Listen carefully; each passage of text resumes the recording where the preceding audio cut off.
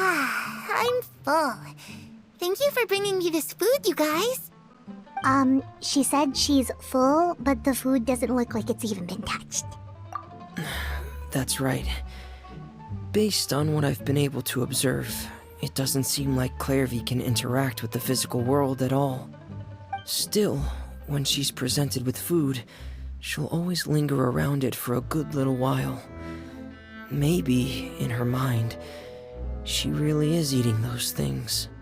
Does she know that she has already passed away? I've tried to ask her, but she didn't answer.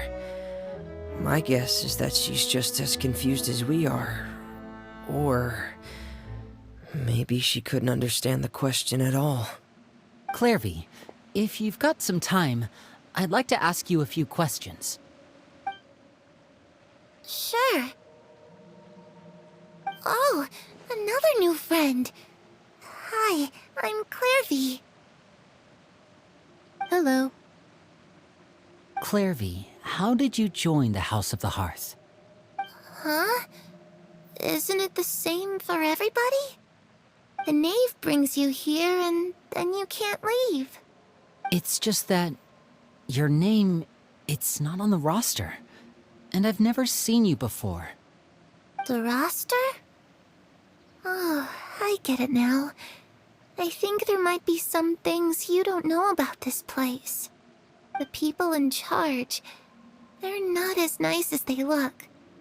They say they keep a roster, but it's not complete. There are a lot of people who aren't on it, and never will be. In this house, some people are family, and other people are just test subjects.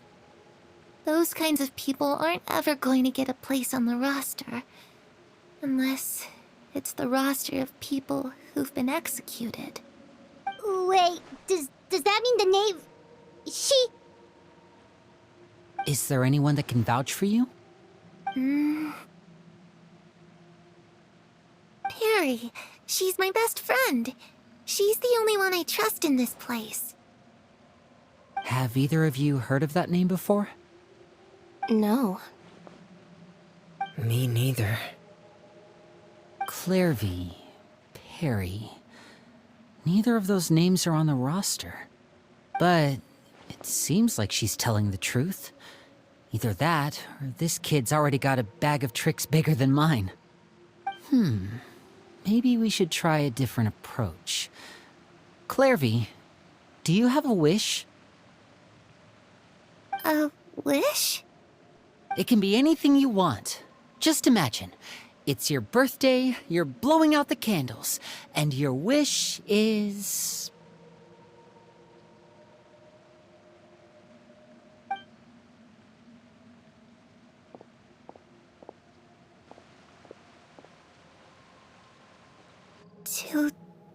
To go outside, where the sun can find me. That's... it? Well, that sounds easy enough. The darkness in the house runs deeper than you can imagine. No one can get out alive.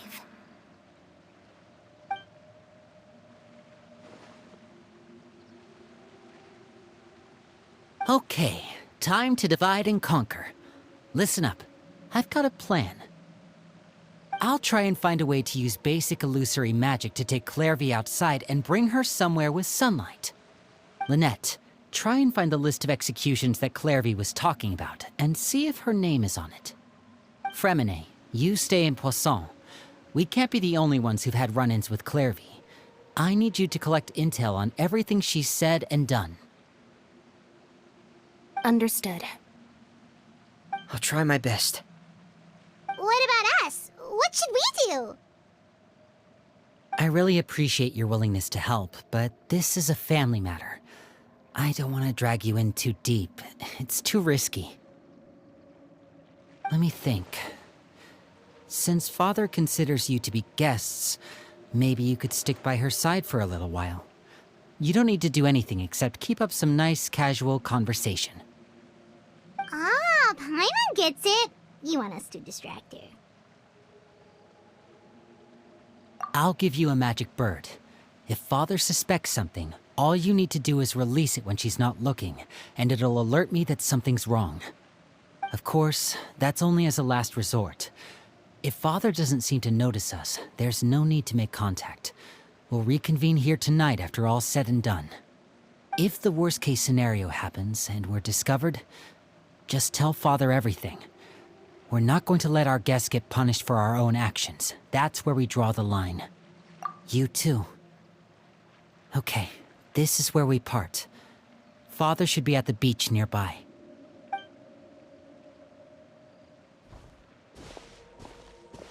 I really hope this goes well. No, it has to go well. That's the only way this can get resolved. It's the knave! And... child! Hey, aren't you supposed to be in Snezhnaya recuperating? What are you still doing in Fontaine? Oh, it's you two. I didn't expect to run into you here. I was unconscious for quite a while after the fight in the Primordial Sea. After I woke up, I realized I was being taken back to Snezhnaya, and well, I couldn't have that now, could I? Not when I've still got unfinished business here in Fontaine. So, I mustered up all my strength and made the journey back on my own. What sort of unfinished business are we talking here? It has to do with Skirk, my master. I really wanted to meet up with her, but by the time I got back, she had already left. I still have so many questions for her. Without any other leads, all I could do was ask the knave to help me track her down. She must have left behind some traces from her time in Fontaine. Oh, okay, so have you found any clues? Unfortunately, no. While the House of the Hearth is adept at collecting all manner of intelligence, certain existences can still manage to escape our purview. Basically, unless Master feels there's a need to meet with me, she's not going to be found. But that problem has an easy fix. I just need to become stronger, and then... Paimon thinks you should focus on getting better first. The worst of it is over.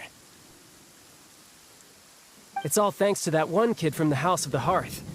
Elwar, I think her name was. She gave me a bunch of random potions to drink. They didn't go down easy, let me tell you. Pain and chills all over. But they really did help speed up my recovery. And that's good, because it looks like I really do have to head back this time. The old man's been putting the pressure on me. He sent someone to tell me I'm needed for some sort of project. Project Stuja? Yeah, that's the one. I heard Regrader's involved too. I'm not looking forward to having to listen to all his monologuing, that's for sure. Hey, maybe you could think of a way for me to stay in Fontaine for a little longer. Helping Linny and the others brush up on their fighting skills would be far more interesting. If you and I could spar, that would be even better. I've been waiting for a chance to see you go all out. And what a sweet little daydream that is. But I also have a role to play in all this. I'll be leaving Fontaine shortly as well.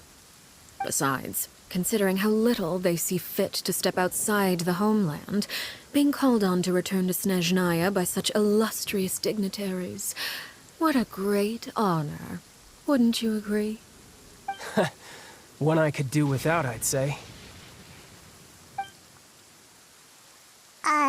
Is it just Paimon? Or does it kind of seem like they're... So, dear guests of the House of the Hearth, to what do I owe the visit? we just... Right! We're super close to Linny and the others, but we still don't know much about you! Is that so? Introductions have already been made, have they not? Oh, well, you see? There's only so much you can learn about someone from a short introduction. At least tell us something a little extra, like... Why do you call yourself father?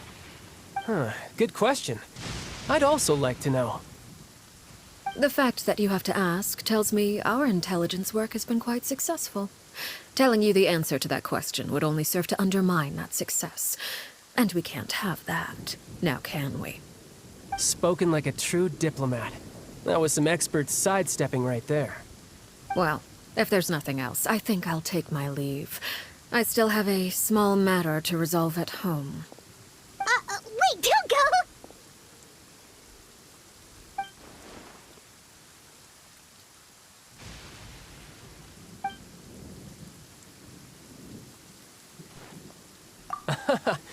I'd also like to hear the answer to this. I've met some of the members of your organization, and they all seemed like really good kids. They actually reminded me of Tonya and Tusser. Which, by the way, if you ever betray them, I'm just letting you know, I won't let you off easy. And why would I betray them? Well, you've already betrayed the House of the Hearth once, haven't you? At least, that's what I heard.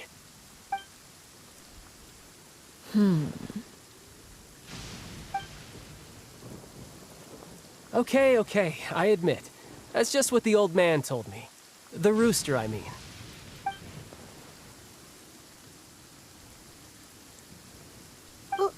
Wait, did you really do something bad to those kids? Never mind what I've done. I'm more curious as to what the mighty rooster had to say. Care to enlighten me? Ah, well, nothing much. Just some stuff about you taking out many other members of the House of the Hearth, and even going so far to attack your own family. I see. Oh, based on your reaction, I'm guessing it's all a bunch of lies. Hardly. I don't appreciate his particular turns of phrase, but I suppose he didn't say anything untrue. Although, it would be more accurate to say that there is a certain level of prejudice involved, but I don't intend to clear that up just yet.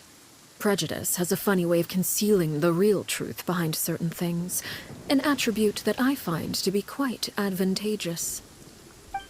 Call yourself a Fontanian, for example, and people will assume all sorts of things, when the real truth is that this is simply the land where I was raised.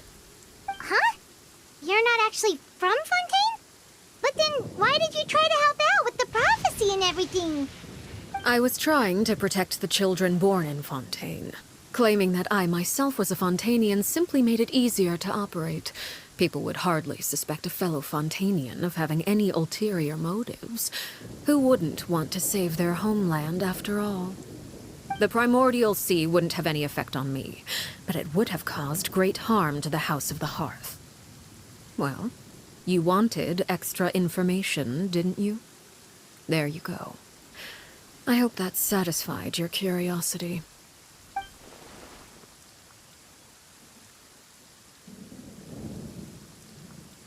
So, you stayed in Fontaine for the kids. I guess I was wrong to believe you'd betray them. Apologies. Looks like I was holding on to some prejudices myself. Good. Like I said, I like it when others have misconceptions of me. Actually, while I was recuperating at the House of the Hearth, there was something else that really caught my attention. I heard that members always resolve disputes and arguments with a friendly spar, and the loser has to back down. Seems pretty cool if you ask me. Would also give them plenty of opportunities to hone their skills.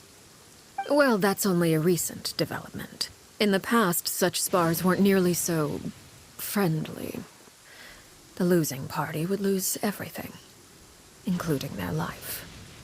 They were that high stakes? Whew, at least that's not a thing anymore. Well, the current atmosphere's not half bad. I'm a bit jealous, actually. You've got so many family members around you, and you even get to live with them. Having a lot of family around means dealing with a considerable amount of bickering and scheming. Once Tonya and Tusser enter their rebellious phase, I'm sure you'll understand. Just imagine. Tusser becomes obsessed with plucking out strands from the rooster's mustache, or Tonya decides to dye her hair 42 different colors. Okay. I get the picture.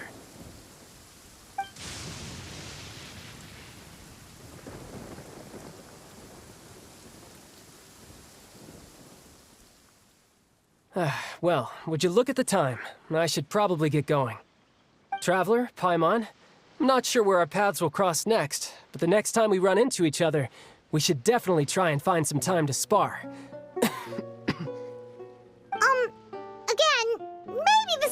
conversation we can have when you look less like you're gonna keel over. All right, all right. Well, thanks for everything, Arlecchino. No thanks necessary. You also played a part in obtaining the Gnosis. I would say we can call ourselves even. I like the sound of that. Well, I'm off. See you all some other time. We should probably get going too. Do you want to head back with us? Oh? You want me to leave so soon? Oh, well, you see, I'm rather enjoying the evening breeze. If you don't mind, I think I'll stick around for a bit. I have some things to think about. Apologies for not attending to you like a proper host. Please forgive this slight. I do hope you'll have a pleasant stay. Lenny, how did everything go?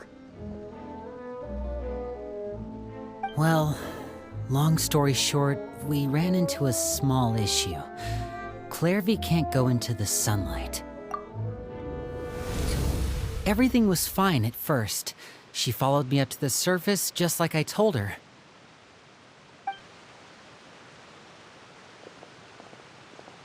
But as I led her out of the shadows and into the sunlight, she vanished. I turned around and there she was, standing at the edge of the shadows, silently watching me. Huh. Maybe she's afraid of sunlight, or... No, it wouldn't be her wish if that were the case. Well, we could always try pushing her into it. Oh, true. I've pretty much tried it all already. Nothing worked. Eventually, the sun went down, so all I could do was bring her back here. How did it go with you, Lynette? Good. I've got the list. It's right here.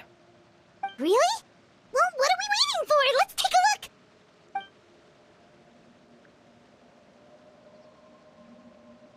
Oh, that's a lot of pages. Oh, it's gonna take forever to get through it all. We can each take a section. Here.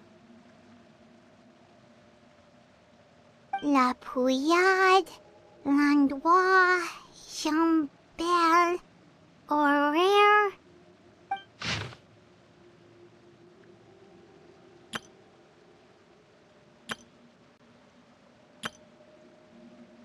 Oh, yikes.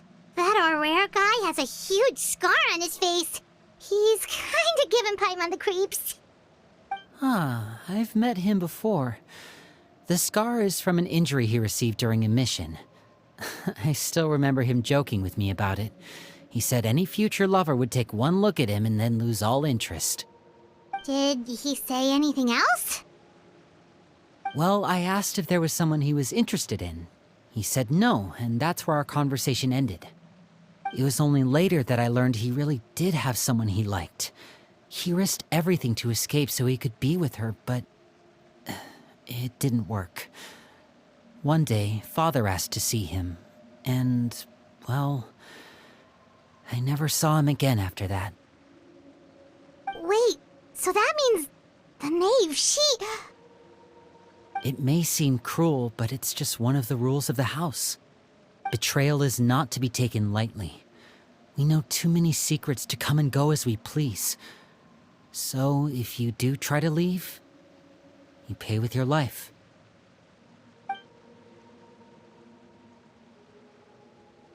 Her name's not here, huh? Well, that's not too surprising. It doesn't seem like this list is complete. It only contains records dating back around 5 years. Let's shift our attention then. Fremine, were you able to find anything out? Fremine. Sorry. I was thinking about something. I managed to talk to quite a few people, but I couldn't help but notice that the atmosphere in the house was a little... strange. Strange. Yeah, I mean, I know there have been arguments in the past, times when people haven't gotten along. Chaplot and Filiol are a good example of that. Oh, those are two of the people that we met while delivering supplies. Paimon can see how they might not get along. They had very different vibes, and their, interests seem to be pretty different as well. That's to be expected, actually. Father brought us all here, shared her knowledge with us, taught us how to fight. That's one thing we all share. But that's also where the similarities end. Not all of us feel the same desire to stay here. As members of the House of the Hearth, we're also considered part of the Fatui. And to a lot of people, that's an identity they never asked for. Certain members get older and realize they want something else for themselves. But considering the rules of the House, most people would never say that out loud. People like Chaplot and Foltz are loyal to Father and her vision. They're proud to be part of the Fatui. Filiol and Nantoy, on the other hand, well, they aren't quite as enthusiastic. These kinds of conflicts have always been there. It's not like Father is in the dark about any of this. Well, that's true. But it just feels like things have gotten worse lately. Filiol and the others, it seemed like they were meeting in secret to talk about something. I can't say for sure, but I think they've met Clairvy. You think she's been inciting them to act out? No, not exactly.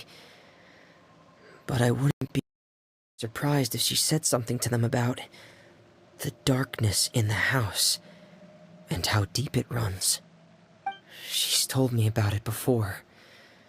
Experiments being run on children. People being used as pawns on the battlefield without so much as the strength to survive. And they just believed all that? Without any evidence? Clairvy's words probably gave them the excuse they were looking for. Whether they actually believe them to be true is secondary. This is all because of Project Stuja, isn't it? Whoa. Hold on a second. What's this Project Stuja all about, huh? This is the second time it's come up now. Sorry, but I'm not sure of the details either.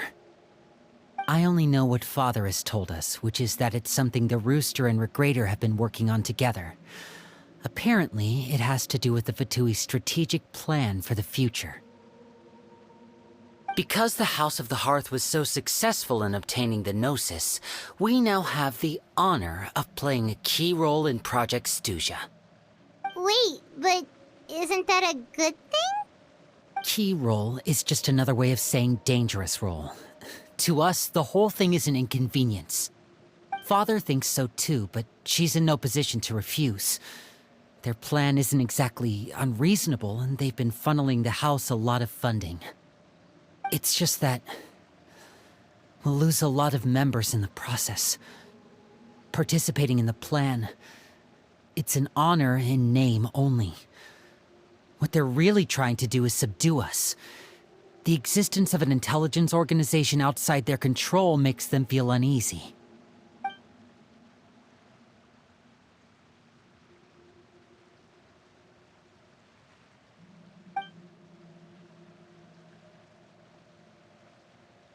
Okay, super complicated top secret Fatui business aside, what does all of this have to do with the conflicts you were talking about earlier? Paimon doesn't get the connection. External pressure has a way of exacerbating internal strife. You can't overlook the power of fear either. People are afraid of dying, and that fear is often the impetus for a lot of stupid decisions. I thought resolving the Clairvy situation would make everything go back to normal. But it looks like things are more complicated than I thought. If we leave Filiol and the others to their own devices, sooner or later, Father will be forced to take action. We can only focus on one situation at a time, brother. You're right.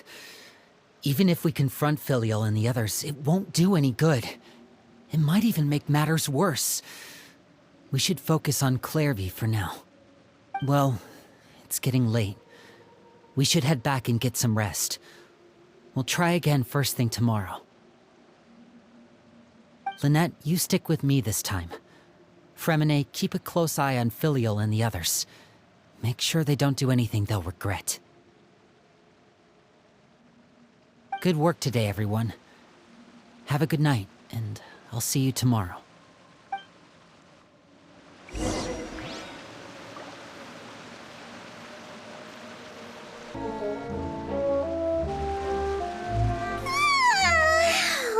I'm always looking forward to an early night, but she can't sleep at all. Hey, you don't think the knave will be too angry with Linny and everyone if she finds out about all this, do you? She's even scary when she smiles. If she were to actually get angry... you have to protect Paimon if that happens, okay, Traveler? Oh, well, in that case, we should just plan on running away. We'll grab Linny and the others and we can make a break for it as fast as we can. Look! Look over there! Quick! Let's catch up with her before anyone sees!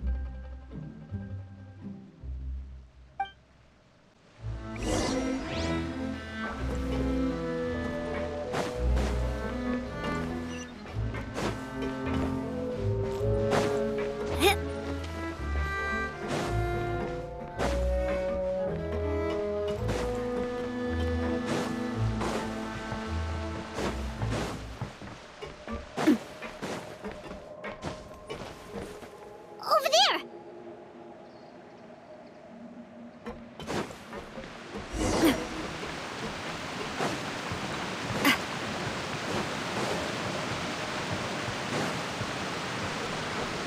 Oh, where is she going? Oh, if someone sees her, we're toast!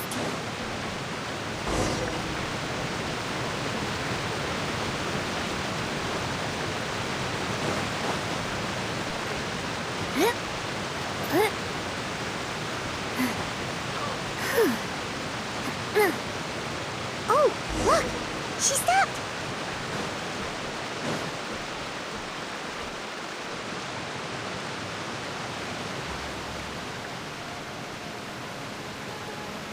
Clairvy!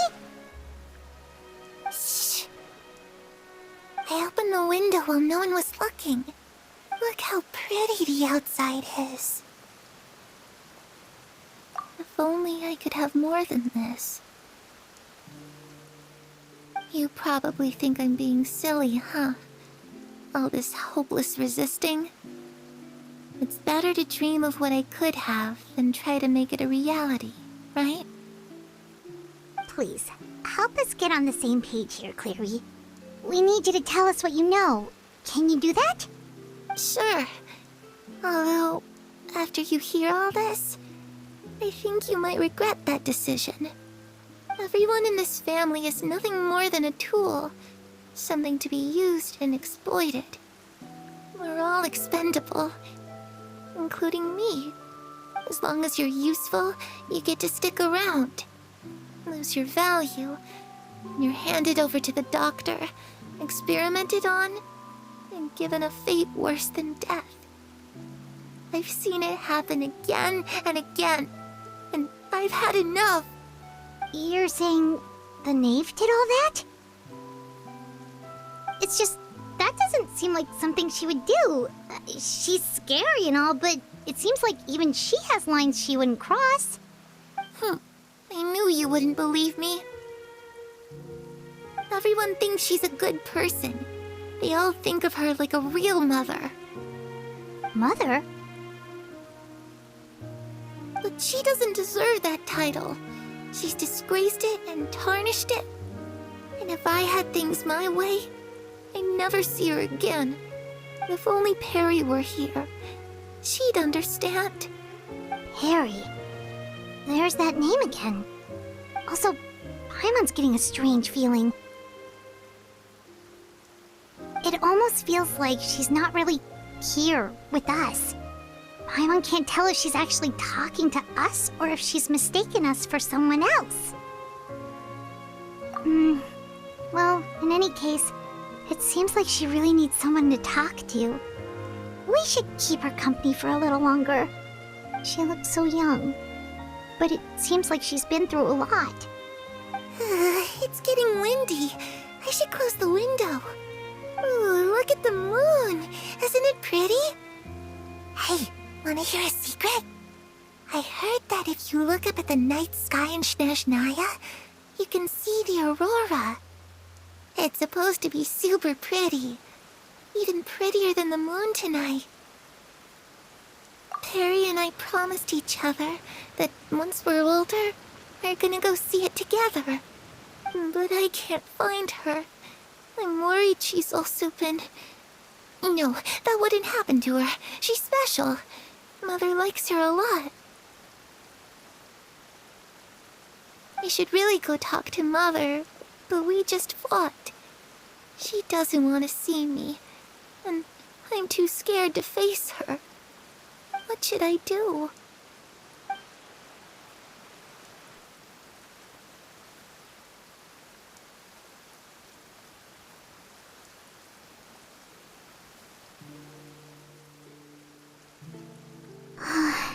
Paimon really doesn't understand what's going on with her. Well, let's head back. We've got an early morning tomorrow.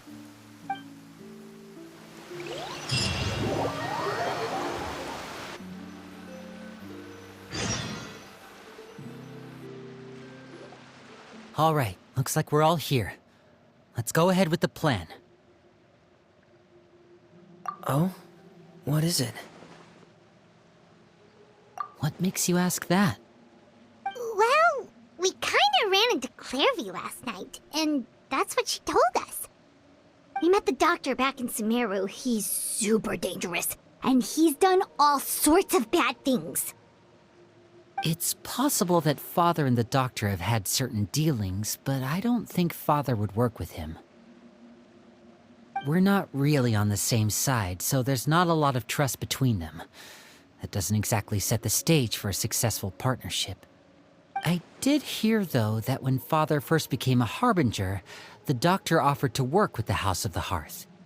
Father rejected most of his proposals, except for one. It had to do with some sort of secret experiment. Secret experiment? Could that be what Clairvy was talking about? I don't think so. I don't know any details about the experiment itself, but I do know it's an entirely independent operation. The Doctor only proposed a direction for the research. That was the extent of his involvement. I still don't think that counts as working together. The details of the experiment are confidential, but complete records are kept on all participants. That doesn't seem to be the case with the situation Clairvy referred to.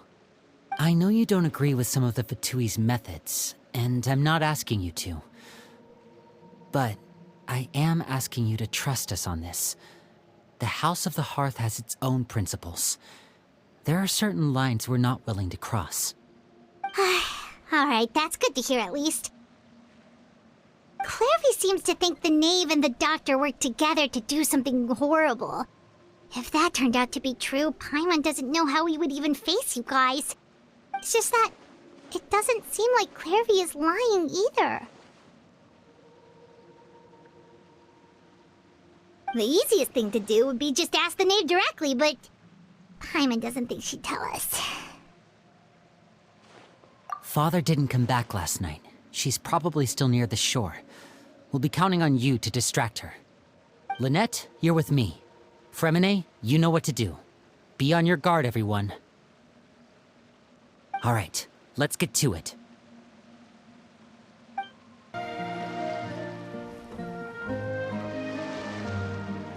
Ah, it's you two again. I must say, you look a bit pale.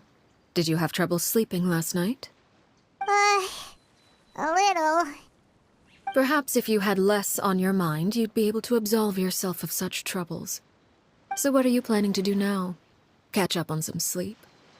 Or should I give you some time to rack your brain for a topic to discuss before I ask any questions? Although I must profess to being curious. Without Child here, how do you plan on distracting me? Us? Distract you? A good one. But no, we were just here for a chat. Looks like you could have used some extra time to think. No matter. If you don't have any other plans, why don't you accompany me somewhere? Don't worry. I'll be sure to steer clear of any scheming children. The ocean breeze is sure nice today. Children always think they can hide things from the grown-ups. But nothing gets past me. Least of all a little scheming. I think I'll let them have at it for a little longer. I can be very patient. Well, I'll leave you to think things over. If you're so inclined, meet me outside the Palais Mermonia. Good things come to children who do as they're told. So I do hope you decide to tag along. If only for your friends' sakes. What should we do? She clearly knows about everything we've been doing, and Paimon doesn't think it'd be a stretch to say she was threatening us just now.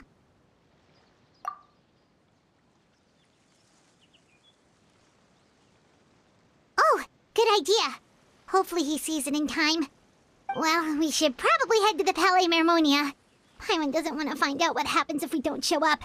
Based on what the knave was saying just now, it sure didn't seem like it'd be anything good. Okay, then we probably shouldn't keep her waiting. It seems like Linny and the others are on thin ice, so let's do our best to not get them in any more trouble.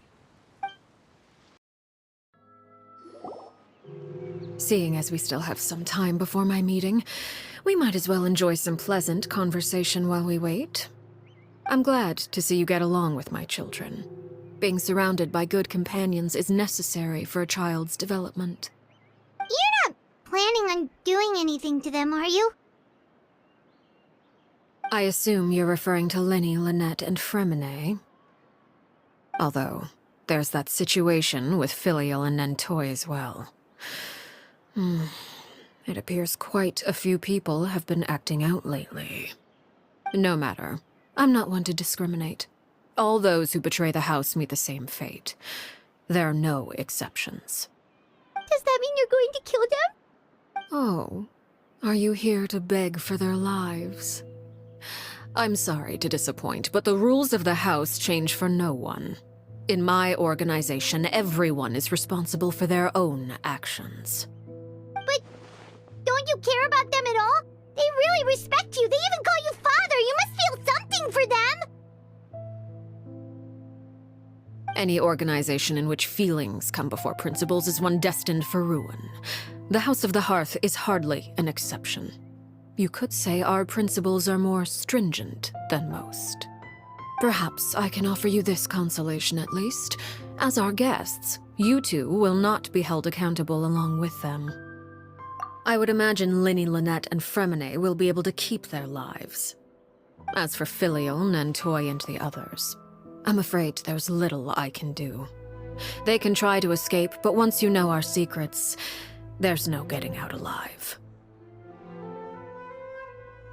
But that's awful. Ah, you seem concerned. Out of consideration for my guests, I suppose I could turn a blind eye for a little longer. If Linny and the others manage to dispose of Clairvy in the meantime, all evidence of their wrongdoing will be lost. In that case, I could hardly punish them for something I couldn't prove. If their efforts are unsuccessful, on the other hand, all will be held accountable, and the punishment will be severe. Of course. Oh, and here, I believe this belongs to you. Do try and keep better track of it next time. It takes a considerable amount of time to train a bird like this. It would be such a pity if you were to lose it. Permanently. Wait, where did you get that? Well, I'm afraid that's all the time we have to chat. Now, for the matter at hand. I asked you to meet me here because I have business at the Palais Mermonia. It has nothing to do with you, but I think it would be prudent for you to stick by my side for the time being. There will always be time later to run off and tell Linny what you've learned. Well, time to go. Looks like we wrapped things up just in time.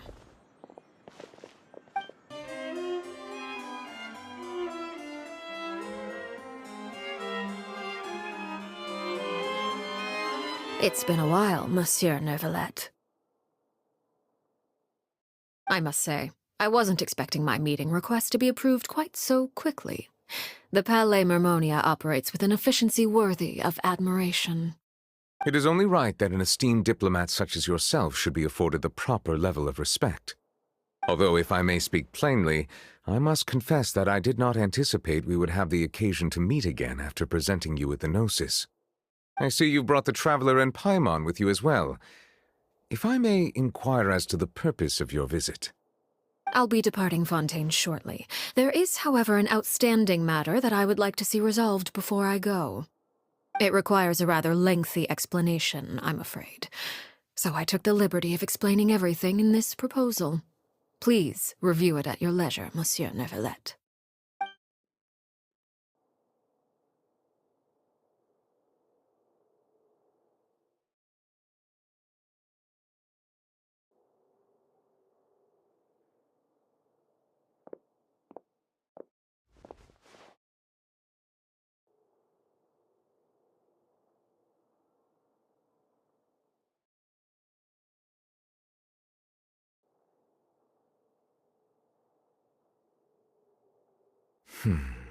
I understand your request. However, at the risk of causing offense, I must admit that I fail to see why you would wish for such a thing.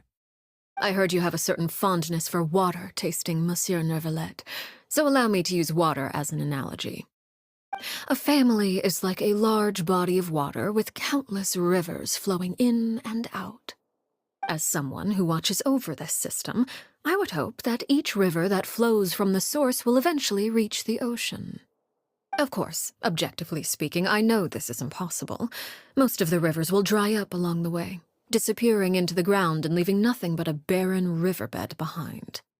Not all rivers are destined to reach the ocean, but I would not see their existence rendered meaningless. I believe the water that flows within them is simply meant for a different destination, like a field in need of irrigation.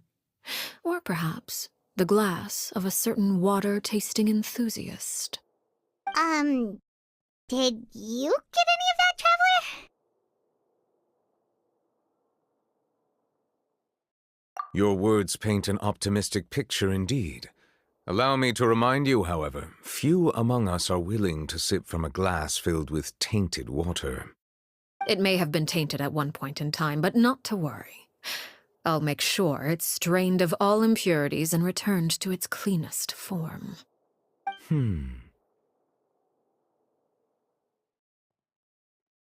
I seem to recall there being a transactional aspect to your proposal. Perhaps you could expound on that? If you accept my proposal, Monsieur Neuvillette, I will gradually withdraw my forces from Fontaine. And, unless absolutely necessary, I will no longer carry out any special missions within Fontaine. I presume I can take your words to mean that, in the future, cases similar to the Tartuffe assassination will cease to cross my desk? Tartuffe? Ah, that thief who embezzled funds from all those charities, you mean? My deepest condolences to his family, but without any evidence, I cannot imagine how the House of the Hearth might have been involved in his passing. Of course, if you accept my proposal, Monsieur Neuvillette, I'm sure certain measures could be taken to reduce the frequency of such troubles. You choose your words carefully indeed. In that case, I am inclined to accept your proposal. My thanks for your generosity, Monsieur Neuvillette. Well, with that settled, we should be going now. I took the liberty of bringing along 2 bottles of spring water from Snezhnaya for you to enjoy. I do hope I get the chance to hear your impressions. Perhaps at our next meeting, yes? Indeed. I trust you would not overlook your commitment in the meantime. All right, Traveler Paimon. Time to go.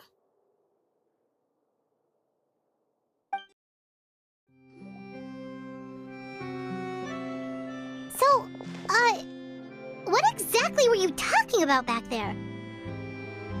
Paimon only heard you mention some rivers, a large body of water, and then some kind of irrigation scheme. You really want to know? I would imagine there might be more pressing concerns at the moment. Lenny. Paimon really hopes everything's going okay.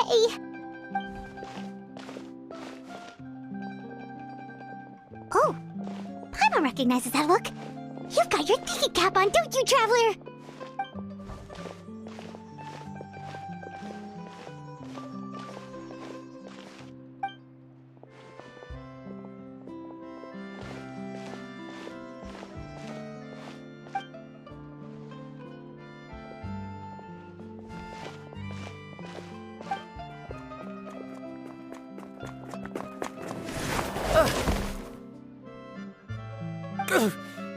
Oh, shoot. Are you alright? Oh, jeez. I'm so sorry. I was so focused on selling these papers, I wasn't looking where I was going. Well, let me make it up to you at least. Here, take this paper. On the house.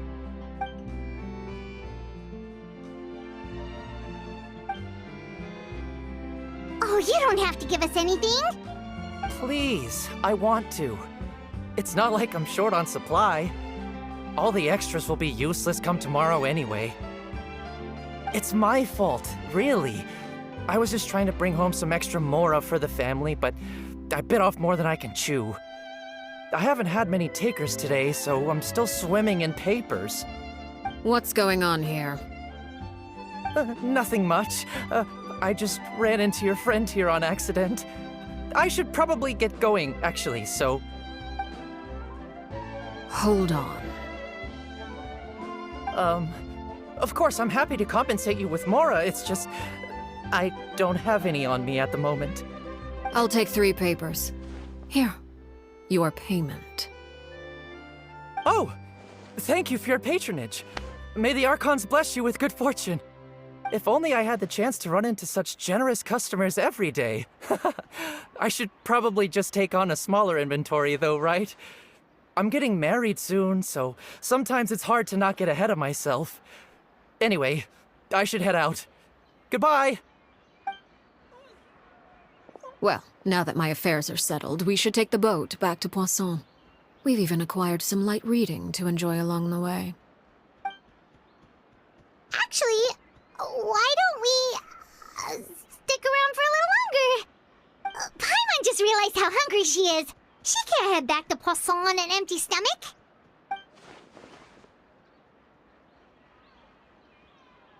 It appears you two are under the impression that delaying our return will somehow alter the situation in your favor. I'm sorry to ruin your fantasy, but your efforts are meaningless. That being said, I could be persuaded to give Linny some extra time. I just have one condition. If you agree to my request, I'll even answer some of your questions. You're quite curious about Clairvy, are you not? And my relationship to her. Wait, why are you being so generous all of a sudden?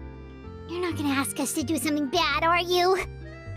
You overestimate yourself. You don't have the talent for bad things. Then what can you possibly...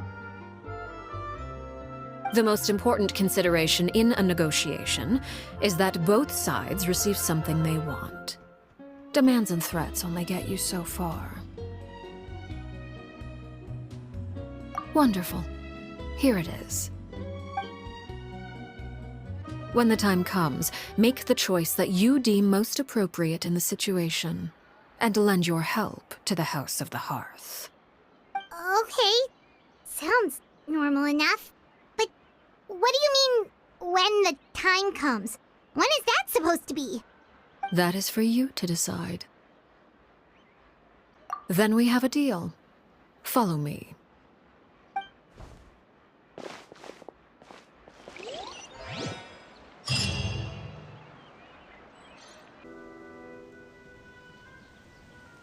What is this place? Somewhere long forgotten by everyone. It used to be a grand building. Now it's nothing more than a pile of rubble. No one comes here anymore, nor does anyone care about what once happened here. Although, this place does have something to do with the story I'm about to tell you. It was before I became a Harbinger, and before Linny and the others joined the House of the Hearth. Due to certain events, I first killed Clairvy and then her mother. And this is where it all happened. You were the one that killed Clairvy? Patience now. Allow me to explain Clairvy's side of the story first. I'll start from the beginning. Clairvy was 6 years old when she was brought by her mother, Crucibina, to live in the House of the Hearth. From the outside, it seemed like a fairy tale. A thriving family made up of kind adults and friendly children. Crucibina was the knave at that time, and the House of the Hearth was under her control. She was Clairvy's mother by blood, but she was also the mother to all the children in the house. Clairvy was happy here, for a time. But she quickly realized that being part of this family wasn't a fairy tale at all. It was a kind of purgatory. Purgatory? Exactly. The House of the Hearth takes in war orphans from all over Tevat. But as for how to raise them, that depends entirely on the person in charge. Crucibina came up with a novel idea. She would teach the children to fight, force them to duel each other, and then crown as the king of the house the child who proved themselves most worthy of inheriting her title. It's difficult to estimate the number of children who died or were maimed in the process. There's little I can say about the ones who died. The ones that emerged with permanent injuries, on the other hand, well, they still served a purpose. They would be handed over to the doctor to be experimented on, or sent away on dangerous missions.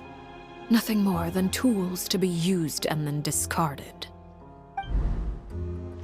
So those were the experiments Clairvy was talking about. But what actually happened to her? You said that Clairvy was Crucibina's daughter, so if Clairvy tried to convince her to stop what she was doing, Crucibina probably would have listened, right? Despite being Clairvy's mother, Crucibina cared little for her daughter.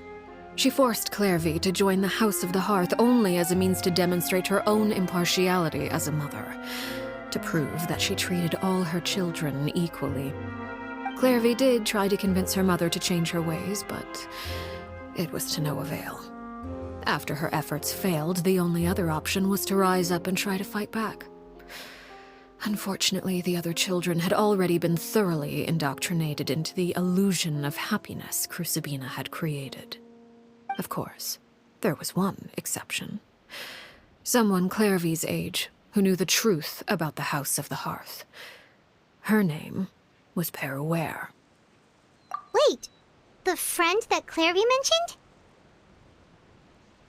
Friend, huh? I suppose we can call her that for now. Clairvy was a cheerful and passionate person with a tenacious spirit. Peruere, on the other hand, was rather cold-blooded. Her cold-blooded nature allowed her to see through Crucibina's facade. Yet, it was also this cold-bloodedness that prevented her from acting against it. At least at first. While Clairvy longed for freedom, Peruere was convinced that, amid all the fighting and violence, she would make it until the end. Despite their differences, the two became There may have been a certain naivete to her ideas, but Clairvy proved her determination many times over. She tried countless times to run away, ask for help, or expose the truth. But her efforts only earned her beating after beating. The only thing that kept her going was her strength of will. Even with her body racked with pain, she would still stand on her tiptoes and open the window at night. She and Peruere would look out at the moon together, a fierce longing for freedom shining in her eyes. But one day that light simply vanished. Oh no. What happened? Her hopelessness resulted from a culmination of things. 10 years had passed.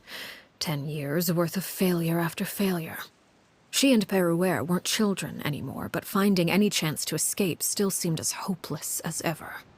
It was during this time that Peruere suggested a new plan. If escaping was out of the question, Why not take down the very person sitting on top of this throne of lies? Mother herself. Clairvy rejected that proposal. She claimed that, as a famous harbinger, Crucibina possessed an unimaginable amount of power. Trying to kill her would have an incredibly low chance of success. Clairvy never gave another reason, but Peruere could see it written all over her face. Clairvy still thought of Crucibina as her mother.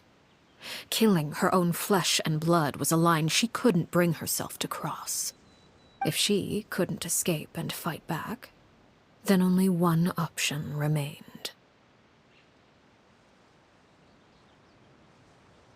Precisely. Death was the only way that she felt she could be free. It happened during a duel. When she arrived at the dueling ring that day, her partner turned out to be none other than Peruere, the very person that had stood by her side all those years. It was a fierce battle. But ultimately, Clairvy decided to let Peruere end her life. From that moment on, Peruere's journey was one written in flames. When the rain finally came and washed it all away, there she stood, the sole victor in Mother's endless game of slaughter. A trail of corpses strewn across her path to success. It was the very result she had predicted 10 years prior. Even then, she believed she would make it until the end. She wasn't surprised by the fact that she emerged as Mother's undisputed heir. Rather, her success left her with an inexplicable sense of restlessness. She was unsettled, and there was only one thing that could quell that sensation. Perhaps you two would like to take a Crucibina, you mean? But... Correct. This is the place where Peruere killed her best friend. A mere year later, this is also the place where she fought tooth and nail to kill the mother they shared. The moment she acted, any conception of what was right or wrong ceased to matter. It's one of the principles of the house. Only those who survive get to write the rules. Peruere won the battle, and became a harbinger herself. After which Her Majesty, the Tsaritsa, bestowed upon her a new name. Arlecchino. So the Perry Clairvy was talking about... It was you all along. You're Peruere. Arlecchino is just a name you got later. I left that name behind long ago. I must say, hearing it now does bring back memories. After I defeated Crucibina, the moniker of Mother died with her. I chose to forego the title she called herself, and even chose to give up my own name. I rebuilt the House of the Hearth under a new identity. Not only as Arlecchino, but as father. And that is where the story ends. Any more? Yeah. Based on what you just told us, Clairvy wasn't a little kid when she was killed. So the Clairvy we met... Was she really a spirit at all? I suppose you could call her an illusion born of flame. Her existence is like ashes to a fire. Something left over in the wake of blaze and ruin. You see, a certain power runs through my veins. It's not unlike a curse. My flames leave behind shadows of anything they consume. Of course, the chances of those shadows morphing into a sentient entity are exceedingly slim. Clairvy is a very special case. Clairvy died when she was 16 years old. But what emerged from the flames was her 6-year-old self. Her appearance wasn't the only thing affected. Most of her memories were lost to the blaze as well. Memory is a mysterious thing indeed. Losing a portion of your memories will alter your sense of self. Lose 10 years' worth, however, and it would be like living in the past. Like returning to a version of yourself that never grew up. No wonder Paimon got such a weird feeling when we were talking to her. Perhaps I should put it this way. Clairvy is someone trapped in time. It may seem like she exists with us in the present, but she truly lives in the confines of her own past. So if all of that is true, then you must have known about Clairvy for a long time. Indeed. She's a rather volatile and unstable entity. Sometimes she would look after the children. She's even saved some of their lives. But other times, she would hide from me and become obsessed with revealing the truth about the house to anyone who will listen. Shadows don't have the capacity to learn or grow. Any new information they encounter is quickly forgotten over time. Your attempts to expose Clairvy to sunlight, they failed, yes? The reason is actually quite simple. In Clairvy's mind, the house is impossible to escape, and it is this very perception that traps her there. But no matter.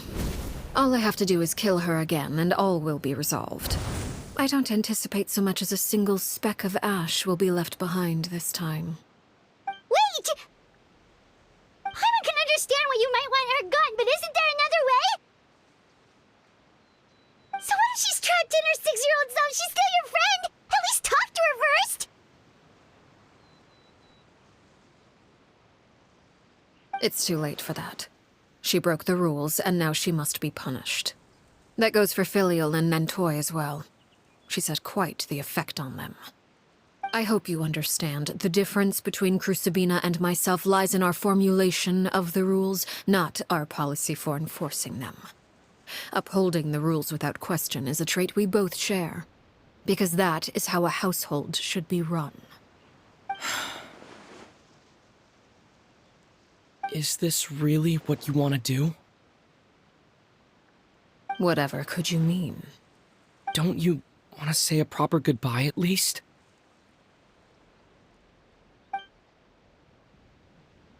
Whether as a killer or as a father, there are two things that must be avoided at all costs: anger and sorrow. Anger makes you impulsive. Sorrow causes you to waver. Well, it appears it's about time to proceed. Before we arrived, I told some of my well-behaved children to bring our troublemakers here by nightfall. I do believe I've kept my end of the deal. I gave your friends quite a bit more time. As for what happens now, we'll just have to wait and see.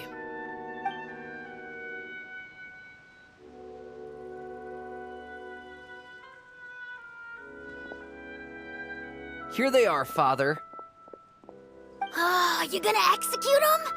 Seeing something like that would actually be a first for me. Winnie!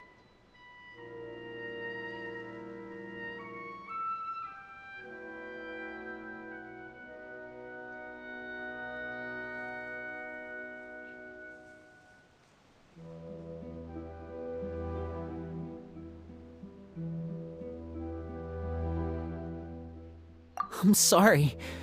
I heard about how you helped buy us more time. But I still failed. I couldn't find a way to fulfill her wish. Huh? Are you... Perry? Indeed, it's been a while, Clairvy. Perry! Shh. Stay right there. I'm sorry to postpone our reunion, but first I believe certain scores need settling.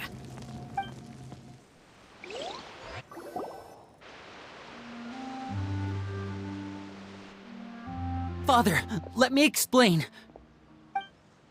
Out of my way. Father! You chose to conceal a threat to the house. And for that, you must be punished. Overall, however, I suppose your wrongdoing is hardly the most egregious of the bunch, so I'll deal with your punishments later. As for right now, the more pressing concerns are the traitors among us. By traitors? Do you mean us? Father, let me explain. We didn't mean to... Fultz, why don't you share what you heard? Yes, Father. Secret Midnight Meeting number 3.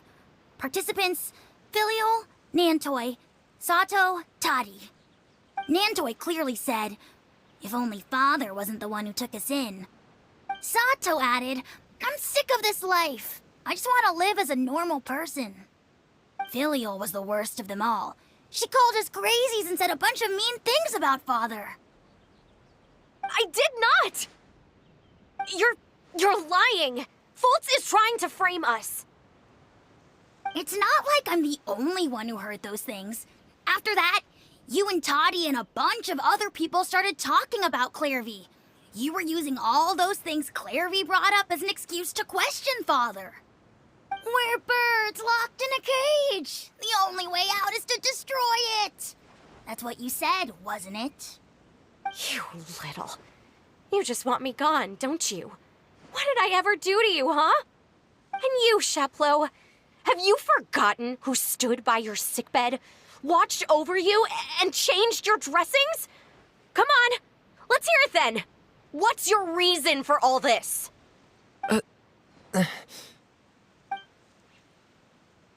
You're wrong, Filial. We don't want you to die. You're our family. Liar. You wouldn't be doing this if that were the case. So why? Why have you backed us into a corner? We all live in the House of the Hearth. You know the type of work we do, Filial. A single betrayal can cost dozens of us our lives. It's not like it's never happened before. That kind of thing is hard to forget. That's why the House of the Hearth cannot tolerate any form of betrayal. Ever since we came to Poisson, you've had 7 secret meetings. A lot of the things you talked about really crossed the line. You've been spying on us for half a month? Wait a second. Now that I think about it, the move to Poisson was just a way to make it easier to spy on us, wasn't it? Because we were all in one place. You've had this planned all along. Filial, Nantoy, I'm sorry. I owe you both my life. I owe Clairvy too. If it weren't for all your help after I got poisoned, I wouldn't be standing here today. If this were any other situation, I would do anything to repay that kindness, even if it cost me my life. But rules are rules. I'm sorry. My hands are tied. Why? Why? That's enough, Filial. We made a mistake, and we should own up to it. We broke the rules, plain and simple. And now we have to face the consequences. I'm sorry, Sheplo. Fultz. I'm sorry, Father. We accept our punishment. Chapleau, according to the rules of the House of the Hearth, how should these traitors be punished? All those who betray the house pay with their lives. And so it shall be.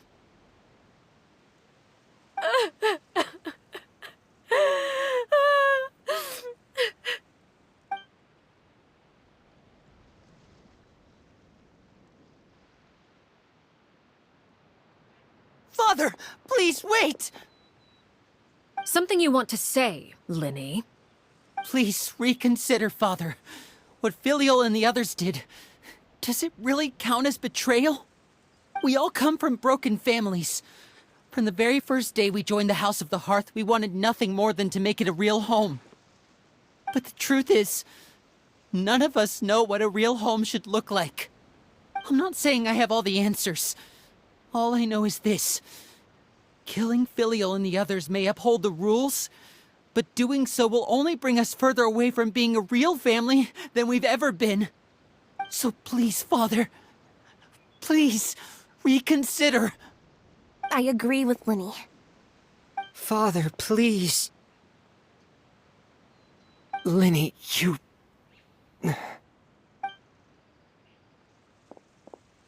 I also agree with Linny.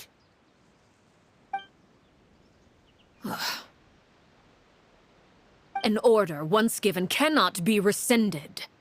However, given the extent of your determination, I suppose we shall have to go about this a different way.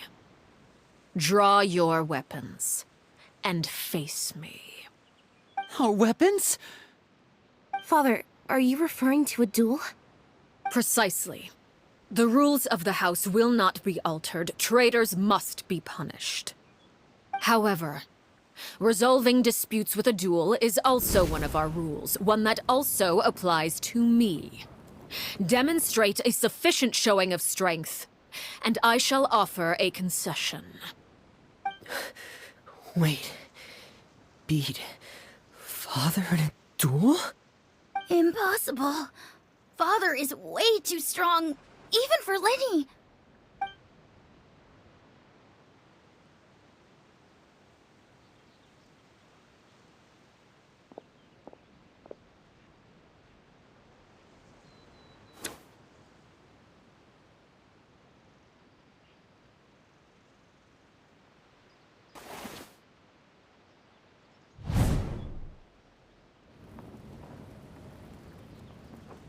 Did you hear that, Traveler? Lenny and the others have to duel the knave. What should we do? Can they really win something like that? If they lose, those people from the house are really gonna be executed. Hey, are you listening?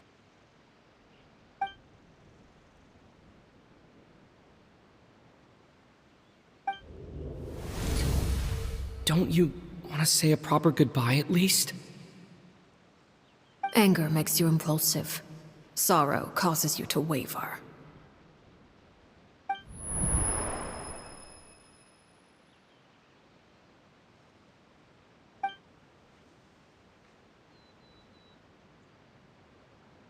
Oh, looking at that expression on her face, she seems really serious about this. Guess that means there's no chance she's throwing the duel on purpose, huh?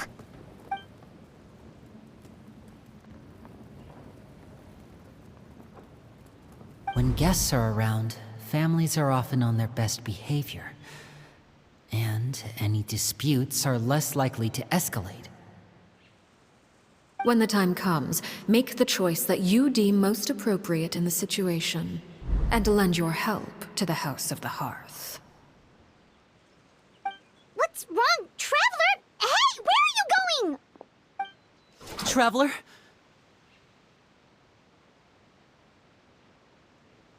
You're asking to join the duel against the knave?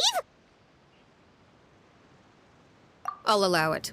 We do have a ready-made dueling ring at our disposal, after all. All I would advise is this. Keep a firm grasp on your weapon, and give it your all. Any less, and you may just lose your life.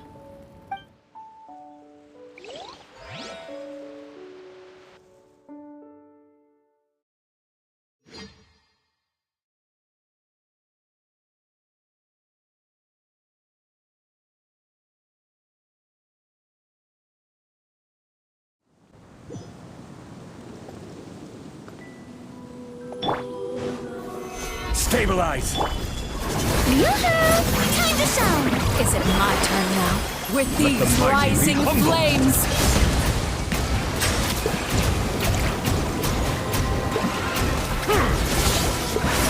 Watch out for Father's movements!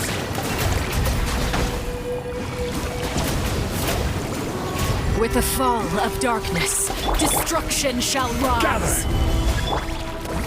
Have a taste of purgatory. Order guide you! The time. You alright?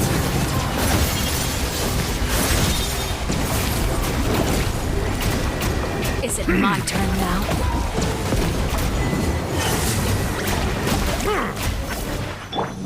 Strike a pose! Solidify! Trapped like a bunch of helpless animals. Not bad. You've proven to be a worthy opponent after all. Barbados, guide us. Be sanctified.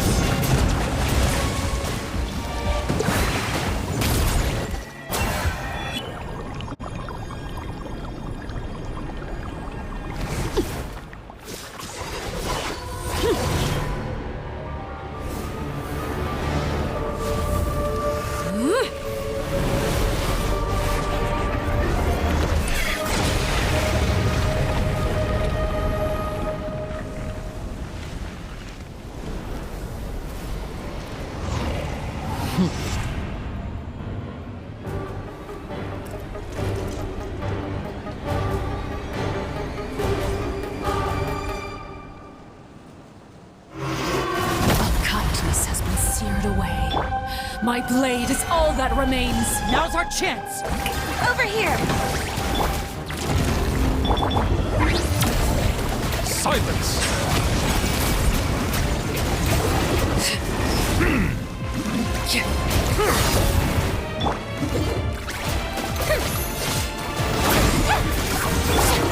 Watch out for Father's movements! Look out!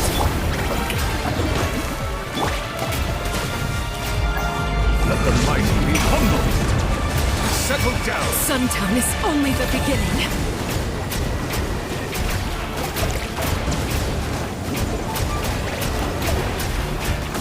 Now's our chance! Over here!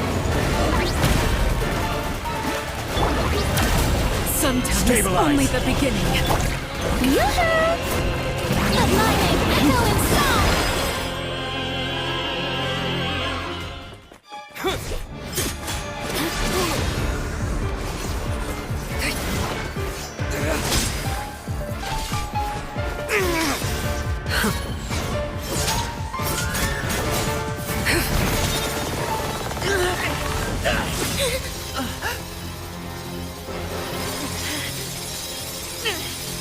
You should know better than to crowd in one place.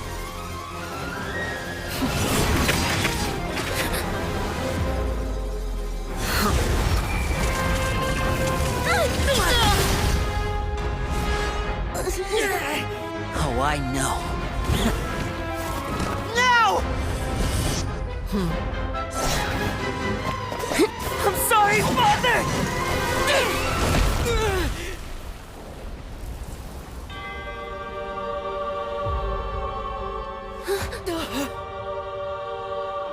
Sorry for what? This pitiful excuse for an attack.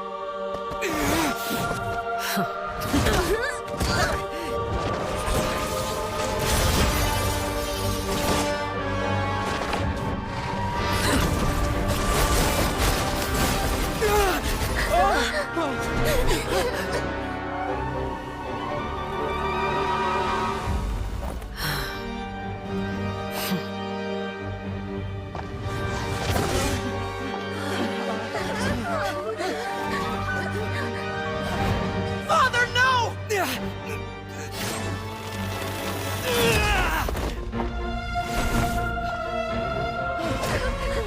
Made it out, did you? You're stronger than I expected.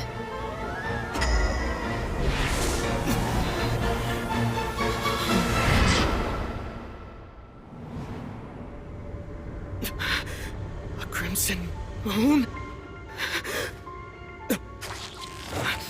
I can't move.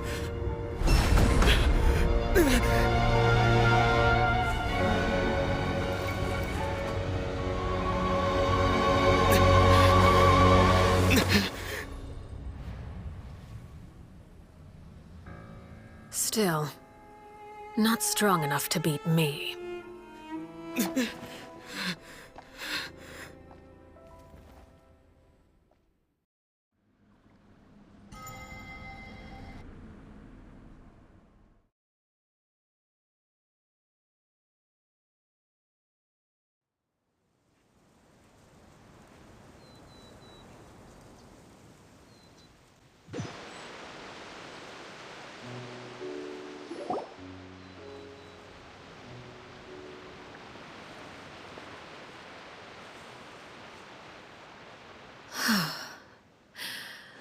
I believe we can end things here.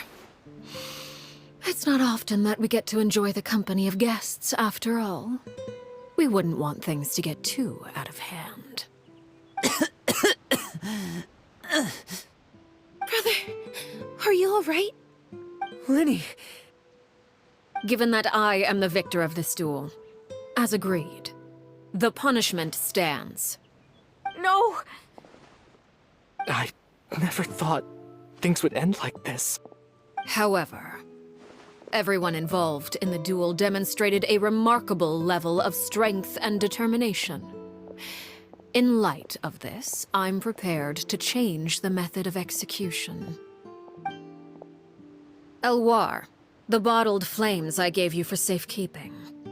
Do you still have them? Yes? I wasn't sure what they were for, but I've kept them super safe. I didn't lose a single one.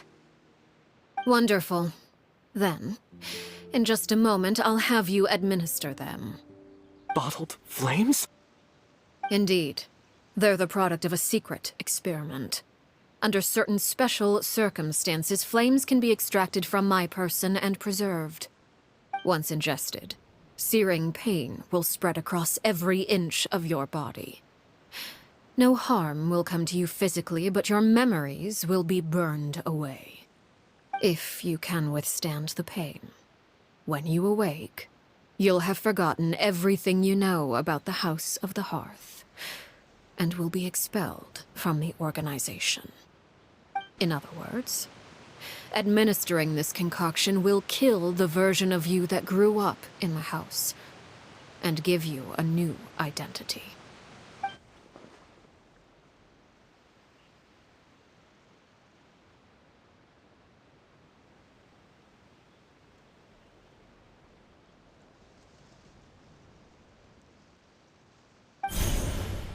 Memory is a mysterious thing indeed. Losing a portion of your memories will alter your sense of self.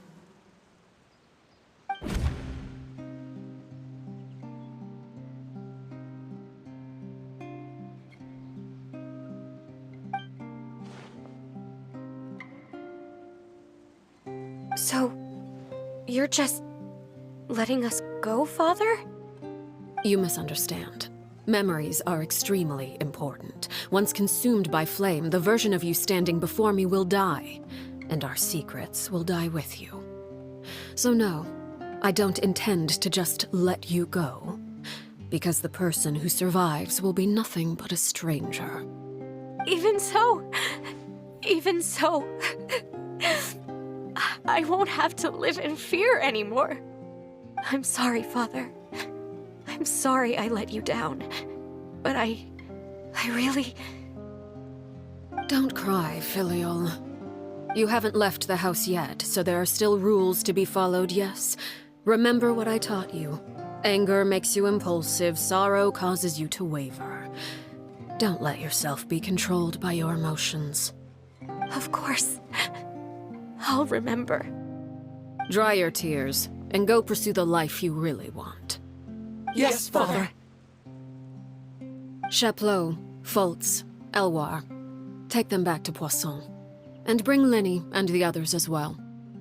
I prepared 3 extra vials of bottled flames. As for whether to take them, the choice is yours. Goodbye, children. The next time we meet, I will no longer be your father. Thank you for all you've done for the house. I hope you have bright futures ahead of you.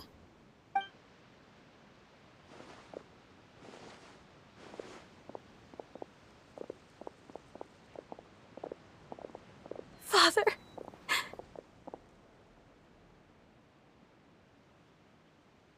Let's go.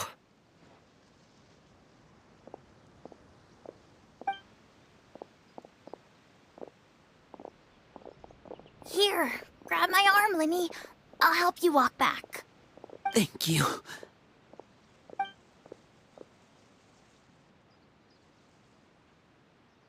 Clairvy.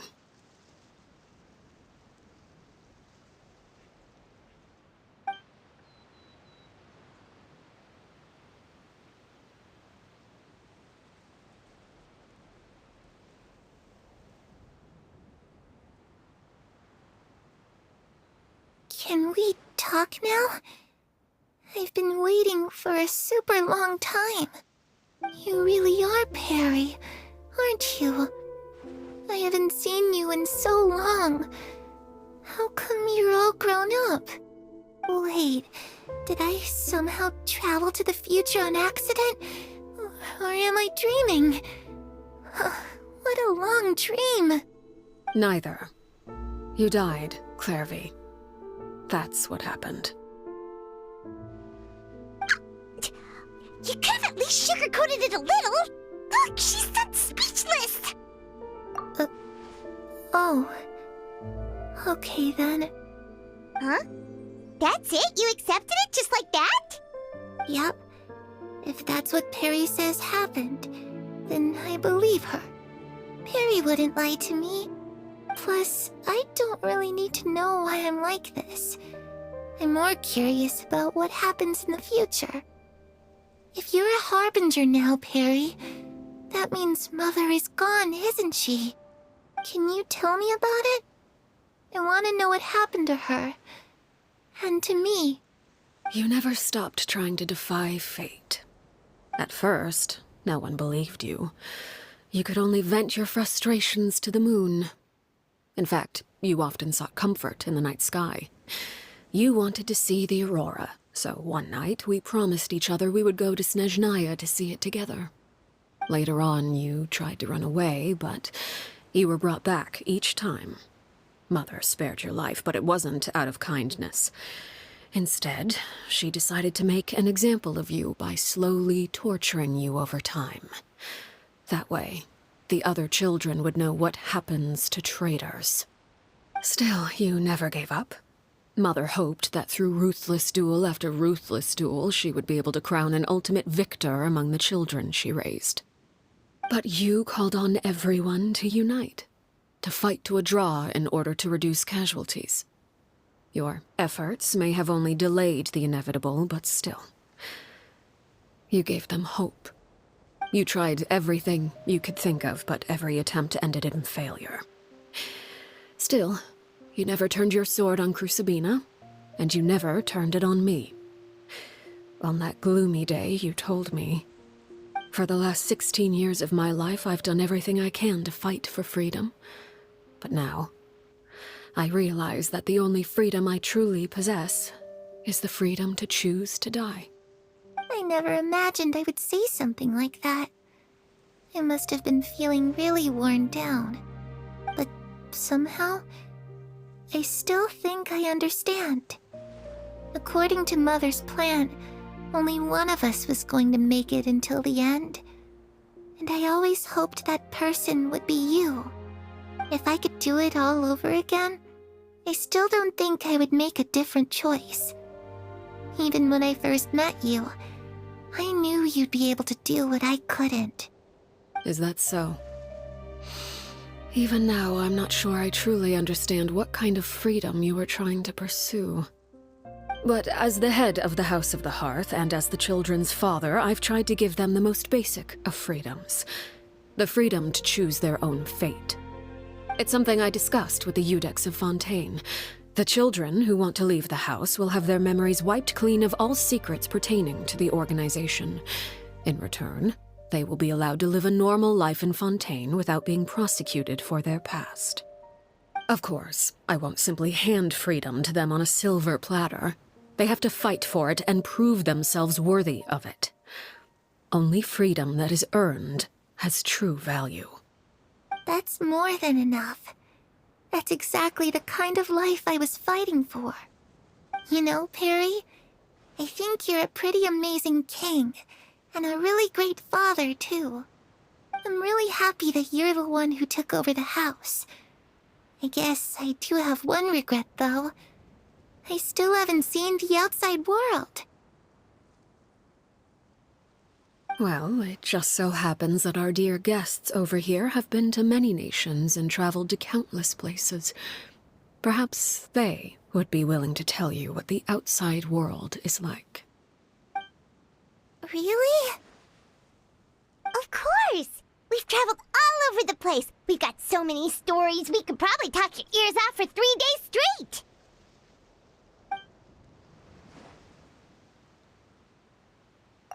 You know, I used to dream of being a bard. Playing the lute while singing into the winds of freedom. Even if there was no one there to listen, I would have continued to sing no matter what.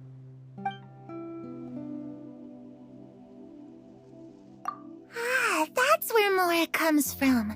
I never knew that before. If I had some Mora, I would buy 3 new dresses. One for me, one for Perry, and one for Mother. It's just too bad Perry doesn't like wearing dresses. And Mother, well, she probably wouldn't accept something like that either. I guess I'd just have to keep them all for me then. I could wear a different one every day.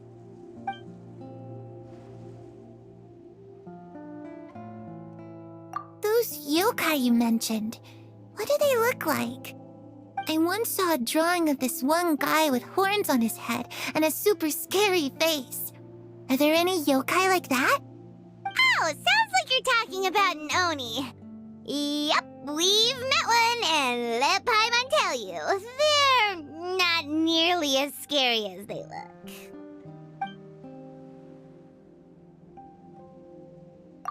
I was always too afraid to skip Mother's fighting lessons.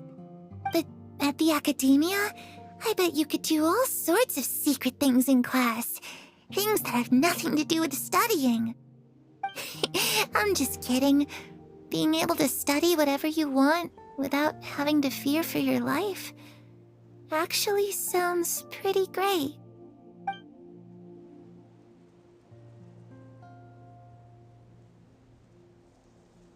The situation was super dangerous. Lenny and Lynette were accused of committing a crime, and they were going to have to stand trial at the Opera Epicles. Oh no! That must have been hard for all of you. What happened next? Don't worry, we were able to turn the situation around super quickly. All thanks to Detective Paimon, of course. How'd you do that? Come on, tell me. Okay, so it was like this. After the failed magic show, we rushed to the scene and...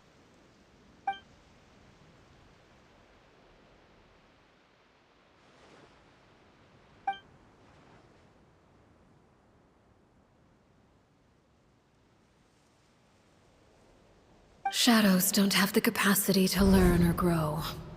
Any new information they encounter is quickly forgotten over time.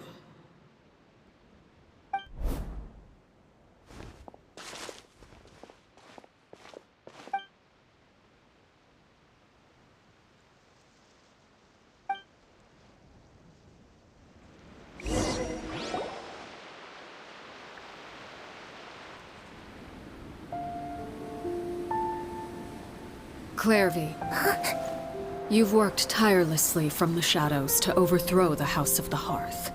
Now, by my authority as the Knave, I shall announce how this matter ends. You are hereby expelled from the House of the Hearth. You are no longer tied to this place, nor are you bound by its rules.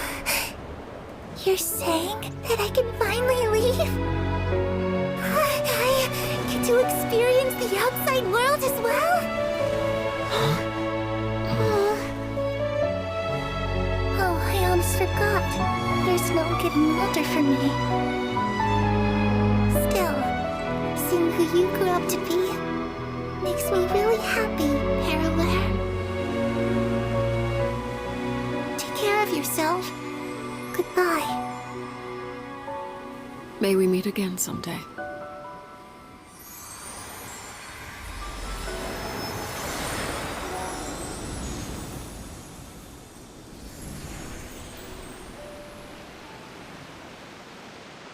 Clairvy. She left so soon. Paimon didn't even get to finish her... Clairvy, you've worked tirelessly from the shadows to overthrow the House of the Hearth. Now, by my authority as the Knave, I shall announce how this matter ends. You are hereby expelled from the House of the Hearth. You are no longer tied to this place, nor are you bound by its rules. You're saying that I can finally leave? I get to experience the outside world as well? Oh, I almost forgot. There's no getting older for me. Still, seeing who you grew up to be makes me really happy, Parallel. Take care of yourself. Goodbye. May we meet again someday.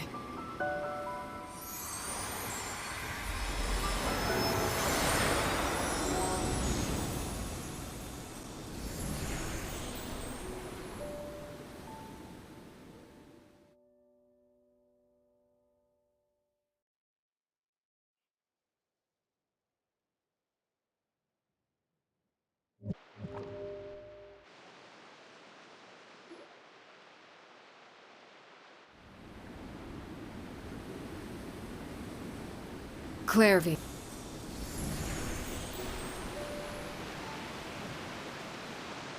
Clairvy. She left so soon. Paimon didn't even get to finish her story.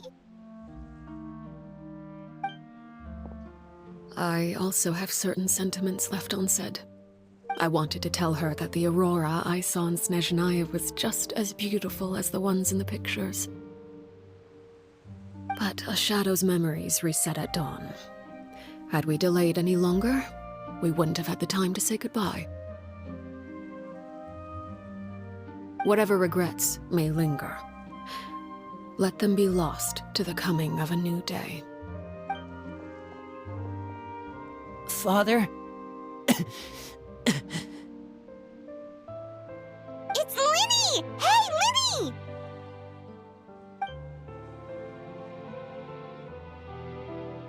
What is he doing back here? Let's go check it out.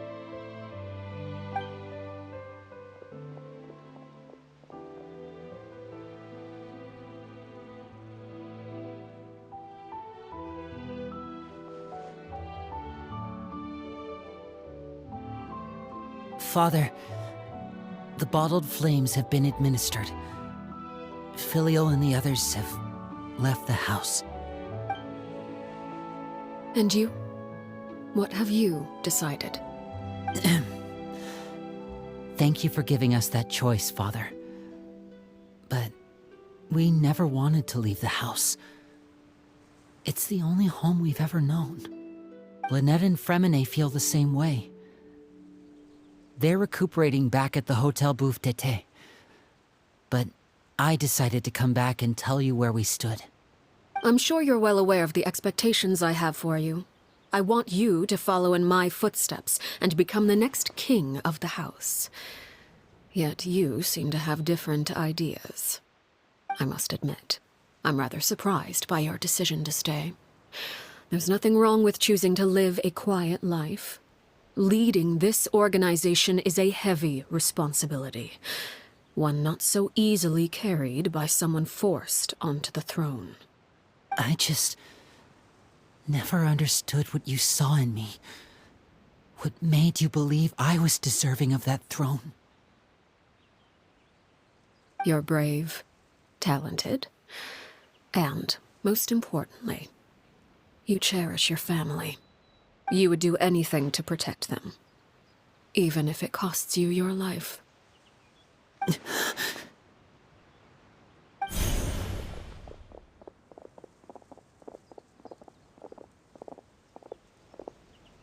Speaking up back there was so brave of you, Linny.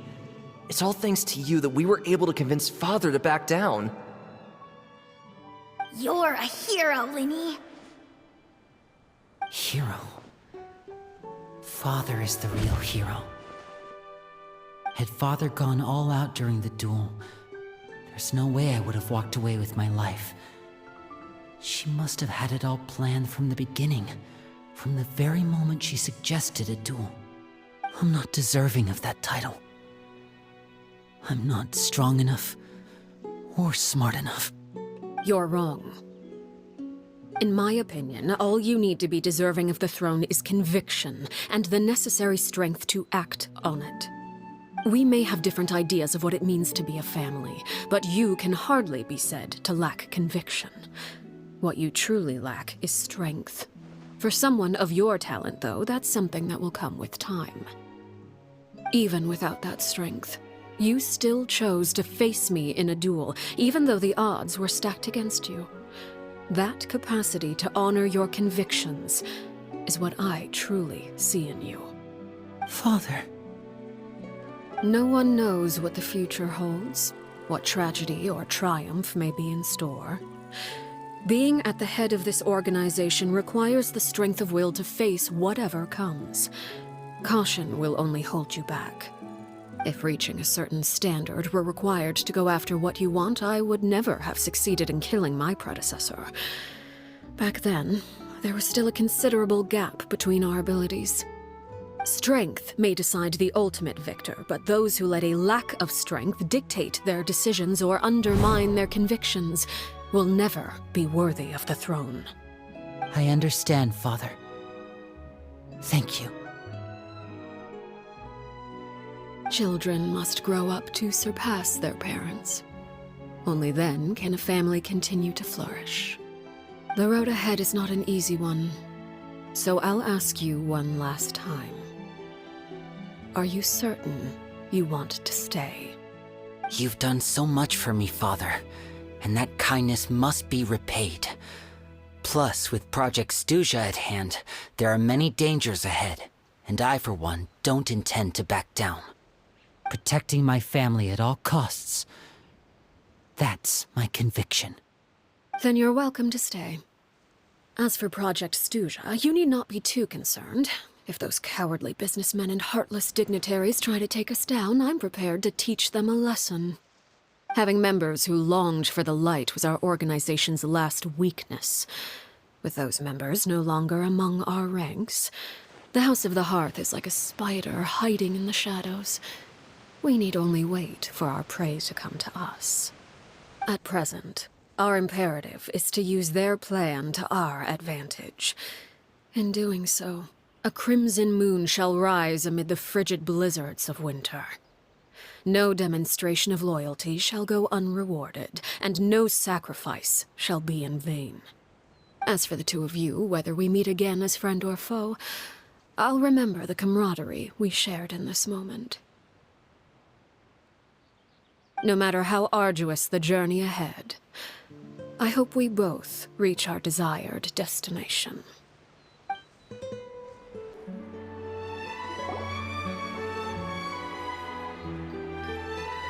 Lynette? Fremine?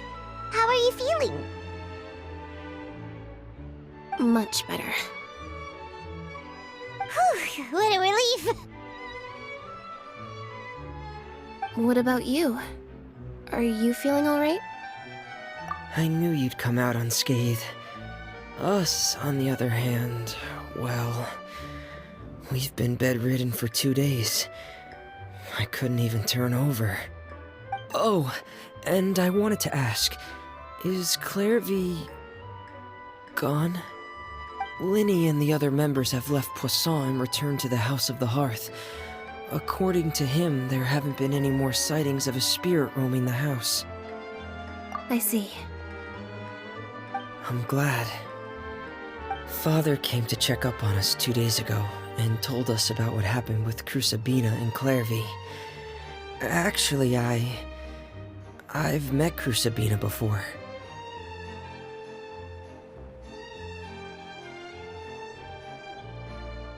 Wait, what? You've met the former knave? Crusabina died a year after Clairvy. It was during the year between their deaths that I joined the House of the Hearth. Crusabina had an extremely cruel and radical way of doing things. While she was alive, the atmosphere in the house was suffocating. When I joined, though, the experiment she valued so much had already come to an end, and all the people involved, dead and injured alike, were gone. Crusabina never talked about the past with us newcomers. A couple of months after I joined, Father killed Crusabina and burned all her files. With that, the names of all the people subjected to her experiments, Clairvy included, were lost to the flames, along with the painful memories they represented. Father took in Lenny and me a couple months after that, but she never mentioned anything about Crusabina or Clairvy. It really seems like something she was planning to keep to herself. The last time you talked to her, did she mention why she kept it a secret for so long? She said she didn't want us to be affected by the darkness of the past. She was worried we'd develop a false sense of gratitude towards her if we knew about it. The foundation of a family should be free of any corrupting influence. Whatever happened in the past, it has nothing to do with who we are now. And that's what Father told us in the end. But I still thanked her for everything. It was only after hearing about what Crusabina did that I finally realized how insignificant our lives could have been. The members of the house meant nothing to her. To say that she valued them in any way, even just as a tool, would probably be giving her too much credit. If Father hadn't taken over the House of the Hearth, I probably would have already... Father rarely brings up the fact that she saved us. She doesn't believe that being indebted to her should be what ties us together. But even if we didn't owe her anything, we would still choose to stay. Because this is our home. We may have arguments or times when we feel wronged. Some people may even choose to leave. But as long as Father is here, we will always have a home. Whether the path before us is bathed in sunlight or shrouded in shadow, we'll follow Father wherever she chooses to go. So I wanted to say thank you for helping us make it through this crisis. Without your help, we could have lost a lot more along the way. Oh, we didn't do anything, really. Of course. You're welcome anytime. Are Filial and Nantoy okay? I actually saw them at a cafe this morning. They didn't recognize me. From what I could tell, they were drinking coffee and talking about one of the operas that started running recently. They seemed happy. If I had to take a guess, I would say they finally found the kind of life they always wished for.